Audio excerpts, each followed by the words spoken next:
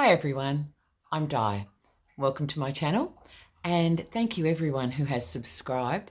I really appreciate that. If you've been following the journey and you're enjoying the videos, be sure to hit the subscribe button and give it a like.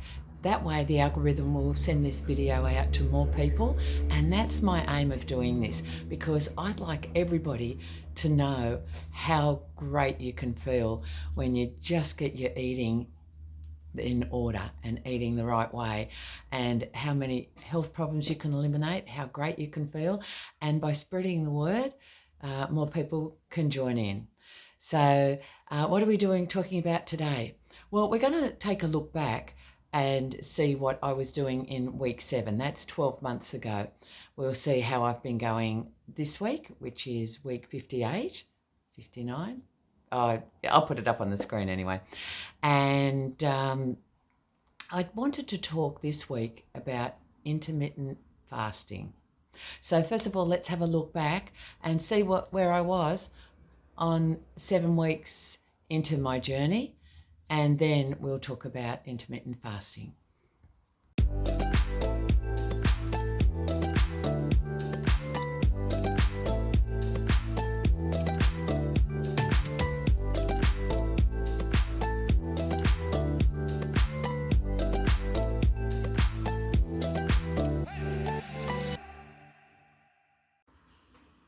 So intermittent fasting.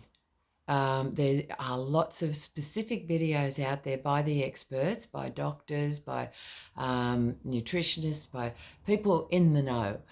I'm not giving you medical advice. I'm just going to talk about my journey with intermittent fasting. Now, why do I do intermittent fasting? What are the benefits of intermittent fasting? You may be wondering. Okay, so I personally am doing intermittent fasting because I have learnt about the benefits of autophagy, which is how the body uses its own fat, how it replenishes the cells, and over time how that can help with the loose skin that we'll get when we've lost a significant amount of weight. Now, I know it's not going to be an overnight cure. I know it's not going to get rid of all of my loose skin. I mean, I've so far lost 71 kilos. How can I do that and not look like a deflated balloon? But I dress accordingly. I cover the loose skin, and it's not causing me any problems. I know some people do have problems where it's causing, where the skin folds are, it's causing rashes and blisters and fungal infections and all the rest of it. I don't have any issues with that. That's why I'm not worried about my excess skin, and no, I won't be undergoing surgery to get rid of it. Each to their own. If that's what you decide, that's what's right for you. So I decide what's right for me. So intermittent fasting, I do it as 1 meal a day. Now, intermittent fasting, they talk about the optimum amount of fasting you should do is, well, no less than 16 hours, but generally I keep hearing 18 to 20 hours. I go for 24 hours. I go for 1 meal a day, or OMAD, as you may have heard it referred to. And why do I do that? I have spent a lot of time going back and analysing my relationship with food. Now, I hope this isn't too boring for you, but I will go through what my journey is, and it's helped me to go through this process, and maybe it might help someone else out there. That's why I'm going in depth in this. So my relationship with food goes way back, as with most of us. It goes back to childhood. So I grew up in a household where there wasn't much food, and back then, I don't even know if there were food banks, but I'm sure that people back then were very proud. Oh, well, I do know that they were. And things were kept under wraps if you weren't doing well financially. So in my family, there were 4 children. My father worked full time. My mother, she had 4 children in 5 years. Of course, she was a stay-at-home mum to look after us all. Now, my parents purchased land and had a house built. I was 3 months old when we moved into the house, and my parents came from England. They call them 10-pound poms. So it was £10 for them to get onto a ship, and they came out to Australia. But the way my mum describes it is, it was just like, I don't know that it was much better than the first convicts who came out here. All the women were in like a dormitory. The men were separate, even though, you know, she was married. And it took over 6 weeks for them to arrive in Australia. They arrived at Fremantle in Western Australia, and then it came around the bottom of Australia. It stopped in Melbourne, and they had the option at each stop that they could disembark and start their life there. But they were set on coming to Sydney. So they came to Sydney. They lived in a migrant hostel where my mother was pregnant when she came out. So her ship voyage was, she says, horrendous. She was suffering morning sickness as well as the seasickness. And she had her first child living on the hostel. They had friends who purchased a house, friends that they had met on the hostel who were from Scotland, and they said, come and stay with us. So they lived with them for about 12 months. I was born, and 3 months later, well, they were getting their house done. 3 months later, they moved into their house, which was about probably about 12 kilometres away from where their friends lived. So they had friends, but not really close. So with very little money, food was very scarce. I don't remember being young, but I remember growing up and having no food. I remember when I think back, there was no food in the cupboards. We had breakfast cereal. I think it was cornflakes and Wheat Bix. I didn't drink milk. I hated milk. And so I wouldn't have breakfast. And we would, my memories go back more regarding food about school, when I started school. And I remember we used to get a sandwich to take to school. So it was just 2 pieces of bread with something in the middle. Sometimes it was just jam. You know, we had butter and jam, or sometimes it was cheese. Sometimes there was this meat paste called Peck's paste. I don't know, you can still get it actually in the supermarkets. I saw it the other day, I went looking for it. And that was on it. It was awful. Our evening meals were not very much. I remember my mum would tell me, go up the shop, we lived 3 doors down from the shop, and get a loaf of bread. And I can remember that loaves of bread were 20 cents unsliced, or 21 cents if they were sliced. And we used to get an unsliced loaf, and we had our own slicer. So the bread was cut pretty thin, and we would use a loaf of bread between the 6 of us for dinner, and that would be toasted, and we would have that with either baked beans. So there would be a large can of baked beans spread between 6 people, or it would be tomato soup. Again, a large can of tomato soup. And if needed, it would be watered down, like very watery.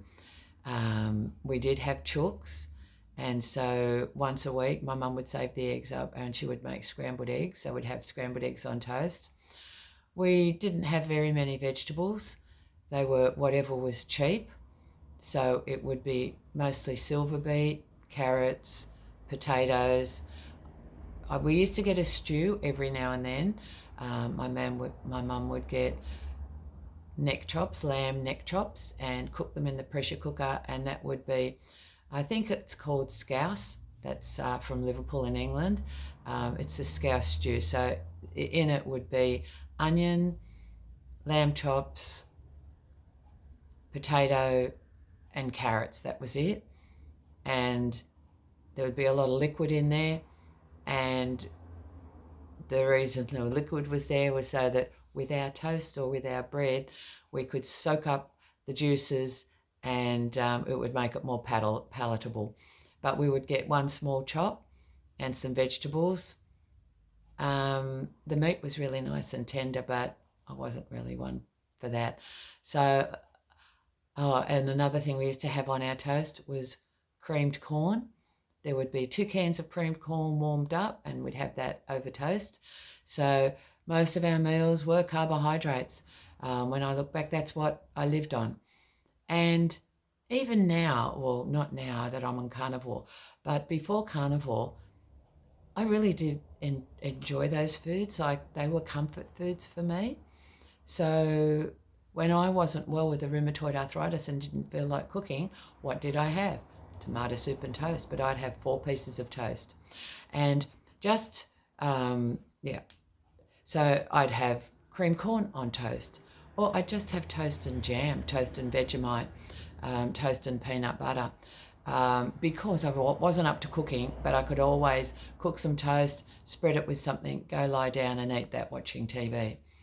But going back to when I was a child, the habits that I formed there were the toast would be made and it would be put on a plate in the centre of the table.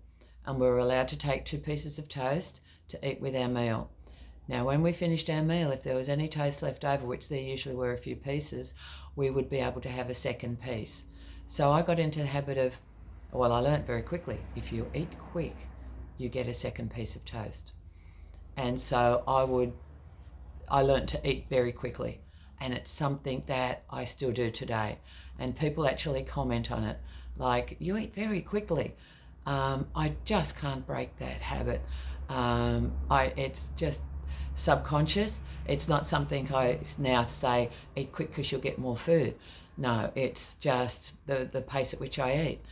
But that's not good either, because prior to carnivore, they say it takes 20 minutes for your brain to get the signal. Well, I'd be finished a meal in 5 minutes and be wanting seconds, and I would have seconds because I'd still be feeling hungry. But these are the habits that I formed from childhood, which stayed with me. And even when I had money, I was on my own, I would overeat. I can remember as a child going to bed, or before I went to bed, I'd say to my parents, I'm hungry. And they would say, well, there's no more food, you've eaten dinner and that's it. And I would be whining and crying, but I'm hungry, I'm hungry. And they said, that's it, it's bedtime. I wouldn't have breakfast. I would have a very little lunch, and I wouldn't eat dinner a lot of times because I didn't like it. I didn't like baked beans. So I would just have buttered toast. 2 pieces of buttered toast would be my dinner. And I wouldn't be allowed to eat anything because they'd say, you didn't eat your baked beans, you're not getting a second piece of toast. You can eat and I hated baked beans. I can eat them now, I like them. Well, I'm on carnivore, I don't eat them, but yeah, I learnt to like them. Silver beet was another one. And if I didn't eat what was on my plate, it would be served up cold the next day for breakfast. It would be served for dinner the next day, cold out of the fridge. So I would sometimes go for 2 or 3 days without eating, and I would find a way to sneak into the fridge and sneak that silver beet and somehow get rid of it. The dogs didn't eat silver beet. The other things that I didn't like, I'd pass under the table to the dog, or I'd sneak it out the fridge and give it to the dog to get rid of it, so I wouldn't be served again. But yeah, sometimes I did intermittent fasting back then without knowing it. I would go for 2 days without eating because they kept lumping this cold silver beet in front of me, and I wouldn't eat it. And there's nothing else unless you eat that, because we're not wasting food. So going to bed hungry was a terrible thing. Once I left home and I was out on my own, it was like, I earned my own money, paying my own bills, and I did my own shopping. But I was paying a mortgage, so I was looking for cheaper options. And we all know the cheaper options are the carbohydrates. So I would make a meal, and it would I would fill my plate with rice and have a little bit of meat, like a sauce and stuff with meat, or, I'd make a curry, a little bit of chicken, some vegetables, make a sauce, but load the plate with rice so that I would be full. I would have pasta. If I made like spaghetti bolognese, it would be a whole plate of spaghetti with a little bit of sauce on it. Trying to save money, the carbohydrates were really, really cheap. Again, I would resort to bread, sometimes eating 8, 10 pieces of bread in a day, because I would have 2 sandwiches for lunch, I would have a sandwich for dinner, and I'd have toast for breakfast. Easy to get up to, and then snacks, some more bread. So no wonder my weight ballooned to 148 kilos. I am losing battery. I will have to come back to this. Okay, I'm back. So I was talking about eating so many carbohydrates. Just going back to my childhood, I will say with that very poor diet that I had, I was a very sick child. I was very skinny, and I would often come down with very serious illnesses. One time they didn't know what was wrong with me. I had bronchitis, tonsillitis, some other itis, and I was actually bedridden for about 8 weeks. It was over the Christmas period, so I did miss some school before Christmas, and then during Christmas and after Christmas, my mother used to come in and give me a sponge bath in bed because I couldn't stand up. So yeah, it's what a poor diet does to you. But anyway, moving along, and where am I now? So I formed a lot of habits from those things that happened in my childhood. And one of them was that once I was on my own, was never to be hungry. So if I was hungry, I would satisfy that hunger. So I would eat a meal, but then an hour later I'd have a snack, and a substantial snack. So I got into the very bad habit of just eating all the time. But that's what carbohydrates do for you. You eat carbohydrates, they give you the high, and then as you start, your body uses the energy, you go down and you feel hungry again, so you have some more and you go up, and you're going like this all day.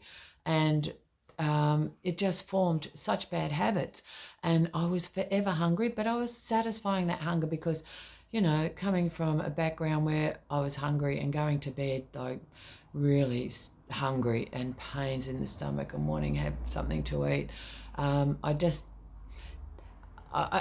again, it was subconscious. It was like, I'm hungry, eat. You can eat. You don't have to starve. So formed very, very bad habits. Now, coming into carnivore, it only took me 2 weeks. If you go back to some of my earlier videos, you'll see what I was saying at the 2-week mark, that I wasn't hungry. I would sit down to eat a meal and I just didn't have any hunger. So I started dropping meals, because they say on carnivore, eat when you're hungry and stop when you're full. And I still have that in the back of my head now. Eat when you're hungry, stop when you're full. And I've had to look back at where my habits came from, what triggers certain behaviors. And I have to keep reminding myself now that you're not going to starve. If you're hungry, there is food there. You don't need to consume the food now, because it will be gone and there will be no more food. That's been like really interesting to, as I keep saying, going back and looking, how did I form these bad habits and what my subconscious belief still is. And I have to reprogram that, which I'm working very hard on doing. Why am I telling you all this? Because I'm thinking, I can't be the only one like this. There must be many of you out there who have these habits, who just subconsciously reach for the food every time that there's a trigger. So it may be emotional eating, which again, yes, when I'm stressed, I'll eat. And, eating is very comforting, especially when you're eating comforting food. It's lovely to sit and watch TV and eat some ice cream with, I love to chop up peanuts, crushed nuts, and put them on my ice cream. And eat that. So you get the salty, the sweet, the cold, the liquidy. It's anyway. Sorry for people who are on carnivore. So you don't have any of that stuff anymore. But you know what? You don't need it. I don't need it. Look, I'm good. I can move my hands. My rheumatoid arthritis, that's what keeps me going. That I have eliminated it mostly, and I'll never go back to that way of eating because I know that I'll get all those pains and aches and whatever else comes with my rheumatoid arthritis. But it might be worthwhile exploring what is it that triggers your eating. What is it, your emotional eating or your stress eating or your just habits that you have, and trying to reprogram your mind and just keep putting things in your mind. Like I am still dealing with the pleasure of eating and the boredom eating. Now, the boredom eating for me is a very big one because when you do intermittent fasting and 1 meal a day, as it says, you're eating 1 meal a day.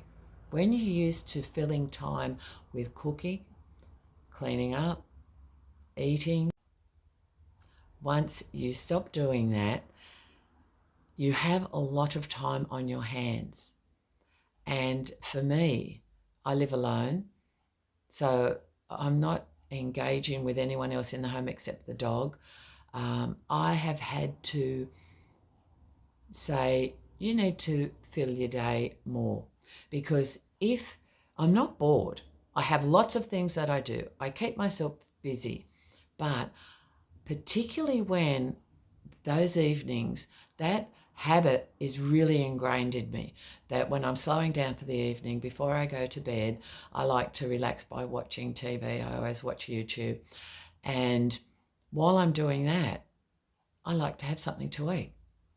And before, it would be fruit, nuts. I used to eat a lot of peanuts, packet of chips, not the small packets, the big ones. They call them the share packet. Yeah, I would share it with myself and eat it in one sitting. The packets that you take to parties, yeah. I'd have ice cream, whatever. But at night, I would eat.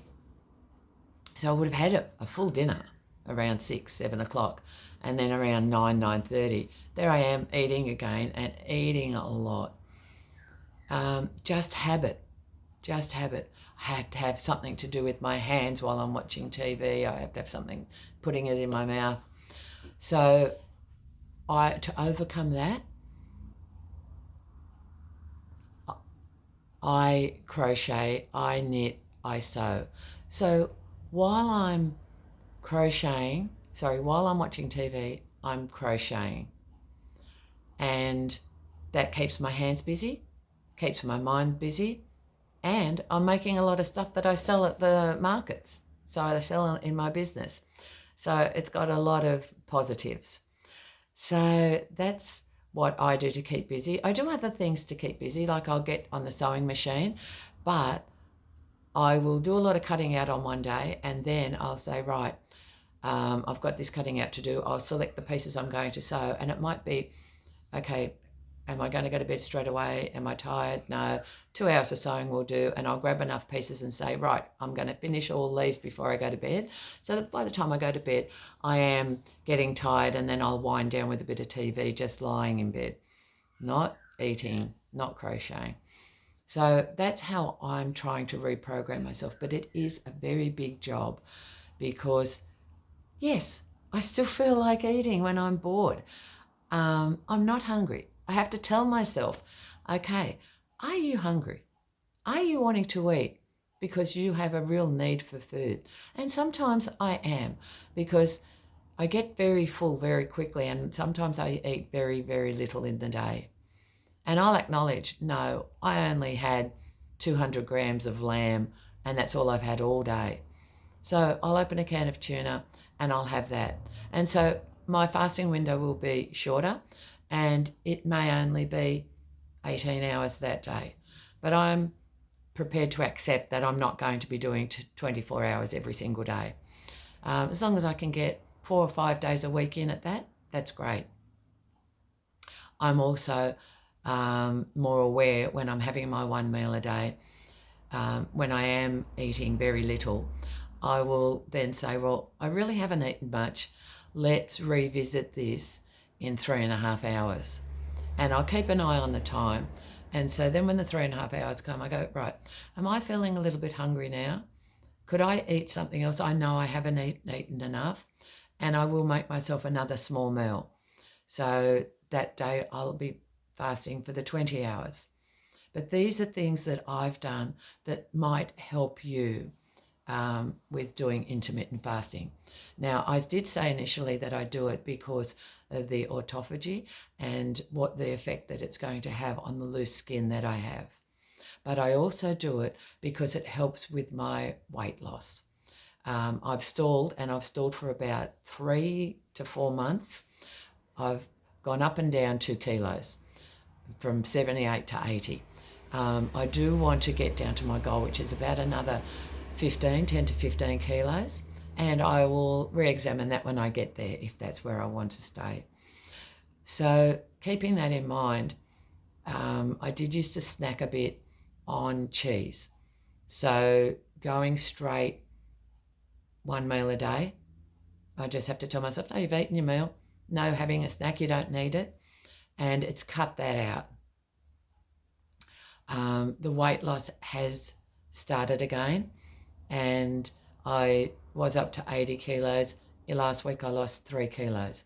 So the intermittent fasting is helping with that as well. Obviously, I'm eating less, I'm not snacking. But this snacking, I just can't stop it. I mean, even the want to snack. Yes, I'm not snacking anymore. But the thing that comes in my head and says, oh, wouldn't it be nice to go to the fridge and have a bit of cheese? Wouldn't it be nice to have a bit of that leftover egg that you left? Of course, I can do that on Carnivore. The things that I was snacking on were Carnivore, but I want to get to my goal. It's less than 6 weeks to Christmas. It's about 5.5 weeks now. I'm thinking if I could lose 1.5 kilos a week, I'll be very close to goal. I'll be into the 60s. I don't care if I'm sitting at 70, but by Christmas, that's where I'd like to be. So I hope that that has helped somehow, or even if it's helped one person. Just recapping, I went back, I looked at where had I formed my habits, why had I formed those habits, and that gave me the, what do you call it, the self-talk, the reasons that I could then start reprogramming and telling myself, you're not facing those dilemmas anymore. You're not in that headspace anymore. You're not in that space anymore where you're that starving child needing to eat as much as you can and thinking that if there's food in the house, quick eat it because somebody else will and you'll miss out. So I'm reprogramming myself. This will be a long, long journey. I've only been on Carnivore for just over a year. I'm figuring that there's 63 years to undo and reprogram. So perhaps you may be, it may be worthwhile for you to go back and to think about why you do some of the things you do and then work on reprogramming yourself. So I hope that this has been helpful to someone. Please, I'd love to hear your stories. Leave comments for me, and other people will read them too. It's going to help everybody. So if you've liked the video, give it a thumbs up. If you haven't subscribed, please do. I'd like the algorithm to share this video to as many people as possible, because this way of eating, Carnivore, is just so good. I'd like as many people as possible to be recommended these videos and have a look and say, what is this stuff? And maybe we'll hear success stories from them too. So thanks for joining me. See you again next week. Hope you have a great week. Bye for now.